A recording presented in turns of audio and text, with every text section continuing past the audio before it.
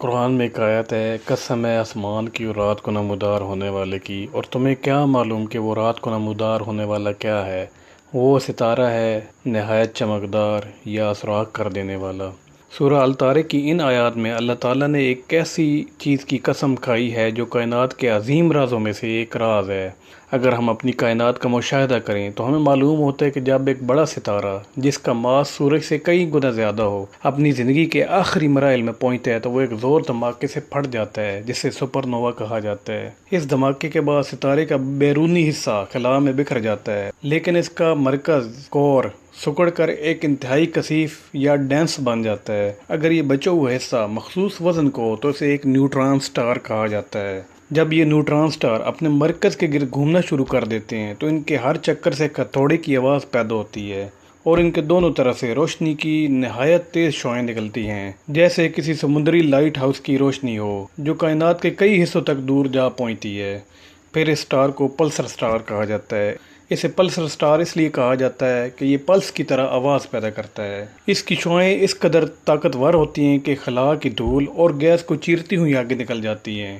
ان کا میٹر مادہ اتنا ڈینس ہوتا ہے کہ اگر آپ ایک چائے کا چمچ نیوٹران سٹار کے مادے سے بھریں تو اس کا وزن زمین پر ایک پہاڑ کے برابر ہوگا۔ اب واپس اس آیت پر آئیں۔ اس آیت میں لفظ طارق استعمال ہوا ہے۔ اب ہم عربی زبان میں اس کا اوریجن دیکھیں تو اس کا مطلب ہے رات کو آنے والا یا کھٹکھٹانے والا یا ہتھوڑے سے ضرب دینے والا۔ اب اس کی اگلی آیت میں النجم الثاقب کا لفظ استعمال ہوا ہے، جس کا مطلب ہے کہ وہ ستارہ جو اندھیرے کو چیر دینے والا روشنی رکھتا ہے۔ اب پلسر سٹار کو دیکھا جائے تو یہ آیت بالکل اسی پر اترتی ہے۔ اس میں 3 پوائنٹس بنتے ہیں۔ ایک، اللہ تعالیٰ نے قسم کھائی اس کھٹکھٹانے والے ستارے کی جو رات کو نمودار ہوتا ہے۔ دوسرا، تمہیں کیا معلوم کہا گیا ہے۔ اس وقت نہ ٹیلیسکوپ تھی، نہ ہبل ٹیلیسکوپ، اور نہ ہی کوئی ٹیکنالوجی، تو اللہ تعالیٰ نے خود ہی اس کو بتا دیا کہ تمہیں کیا معلوم۔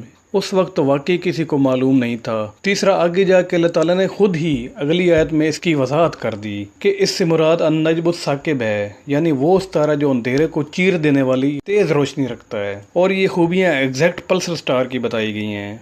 اب یہ بات 1400 سال پہلے بیان کی گئی جب انسان کے لیے تصور کرنا بھی ناممکن تھا کہ کوئی ستارہ کائنات میں ایسا بھی ہے جو ہتھوڑے کی ضرب جیسی آواز پیدا کر سکتا ہے۔ کسی ستارے سے نکلنے والی روشنی اتنی تیز ہو سکتی ہے کہ جو کائنات میں موجود گرد و غبار کو بھی چیر کر کائنات میں لامحدود فاصلوں تک جا پہنچتی ہے۔